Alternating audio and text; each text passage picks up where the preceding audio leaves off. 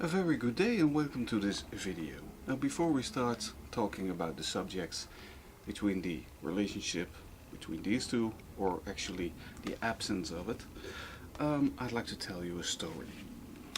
In high school, as a teenager, I was very smart already. I was quite good at learning stuff, especially mathematics and algebra. One time I had done my homework and calculated all the things that I needed to, and a girl in my class, when class started, she whispered to me, "Have you done your homework?" I didn't. So on her request I gave her my homework and she copied it, and well, the teacher, he asked her to explain a certain kind of math question.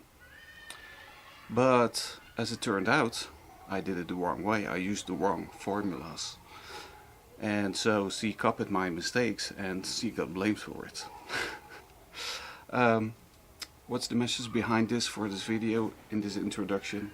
Well, you should always do your own homework. Enjoy watching this video.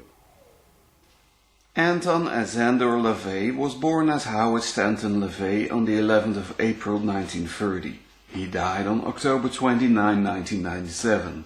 He was an American author, musician and occultist. He was the founder of the Church of Satan and the religion of Satanism. He authored several books, including The Satanic Bible, The Satanic Rituals, The Satanic Witch, The Devil's Notebook, and Satan Speaks. Hotel California is a famous song by the Eagles from the album of the same name, released in 1976. Since the 1980s there is a rumor that the song is a tribute to Anton LaVey's Church of Satan, and it claims even that Anton LaVey can be spotted on the cover of the album. This rumor is only based on suggestions and interpreting the lyrics of the song in the wrong way. The rumor was started around 1983 by an evangelical Christian called Jacob Aranza. His book, Backward Masking Unmasked, is full of suggestive interpretations concerning musicians who are hardly known today, but the Eagles are, of course, still very well known. Jacob Aranza never talked to the musicians that he is writing about in his book.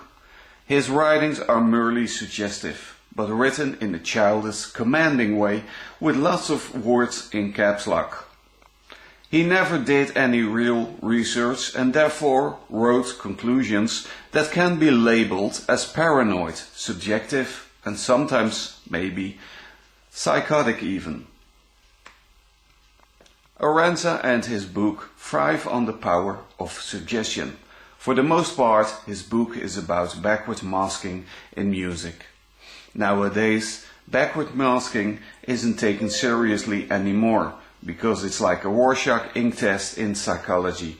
What is observed by the observer tells all about the observer, not the objective meaning of the stimulus. Jacob Aranza does seem to have a point that LaVey's famous Black House was located at California Street in San Francisco, but it was never a hotel, unlike the claim of Aranza. Also, claiming the lyrics of the song are a tribute to the Church of Satan without interviewing members of the Eagles or either Anton LaVey himself about this isn't actually a scientific, trustworthy way to be believable. Yet, Christians believe this story to this very day, and likewise, more evangelical Christians are telling bandit truth and lies even about musicians and the Church of Satan. The story about Anton LaVey and being involved with the Eagles is a lie, and I'll tell you why. Anton LaVey was a man of theatrics. Whenever he developed a friendship or more with a famous person, he'd be very public about it. He was very outspoken about his relationship with Jane Mansfield, his friendships with Sammy Davis Jr., King Diamond, Boyd Rice, and, of course, Marilyn Manson. Anton LaVey never showed being involved with members of the Eagles. How about the cover of that Eagles album, Hotel California? It does show a bald man with a goatee, doesn't it? It does, but the person of this subject can only be spotted very vague. Apparently every man with a bald head and a goatee is Anton LaVey in Jacob Aranza's eyes. Again, of a level of a Rorschach test in psychology. But it gets even better concerning this subject, because Eagles member Joe Walsh himself was asked about this subject in an interview by In Music We Trust in September 2002. Is it true that on the cover of Hotel California, late Church of Satan founder Anton LaVey is seen standing in one of the hotel windows? Joe Walsh: absolutely not. Any reference to Satan or anything like that is completely in the eyes of whoever is thinking that. That's a reflection of how sick they are. The guy in the window is one of the Electra Asylum publicity guys. The lighting just happened to be bad and he was really shy, so he was just peeking around the corner. And there you have it. When you do your homework yourself instead of just repeating what others are saying, you might just discover facts by trustworthy people. But what about the song's meaning? Hotel California is a song with abstract lyrics, but again we can look at what the people involved really have to say about this. The song is about the ending of the hippie age, experimenting with drugs, spirituality, women and the fast life all turned out to be disappointing or not satisfying. They were left with the emptiness it brings. It's also about losing innocence and the downside of the American dream. There's lots of internet pages that tell you the story behind the song, explained by members of the Eagles themselves. So, how come people still believe this fairy tale about Anton LaVey and Hotel California? Well, Christian mythology thrives on superstition, fear of the devil and the power of suggestion. People like Jacob Aranza tell you they have explored and studied these kind of subjects, but only tell you their interpretation of it.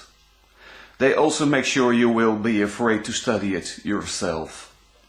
They claim to be authentic and given authority by God to preach this kind of things. I was a Christian myself for about 15 years, so I know the strategies of Christians like Jacob Aranza very well. But I'm thankful towards Jacob Aranza, because if it wasn't for him, I'd probably not have known who Anton LaVey was, or I would have discovered it much later. And to me, the song of Hotel California will always be related to Anton LaVey. Why? Well, first of all, because of his false story that I've come to know quite well. Second, because of the song's true meaning and the fact that I've personally experienced being a Christian and eventually being spiritual, and it all ended in disappointment and realizing the emptiness that it brings when you've come to realize it was all just a waste of time and money in the end. And third of all, because I started studying the words and works of Anton LaVey myself and found myself mind blown about the brilliance of this man. I see myself reflected in his words and works and will cherish him forever. Thank you for watching this video, and always do your own homework.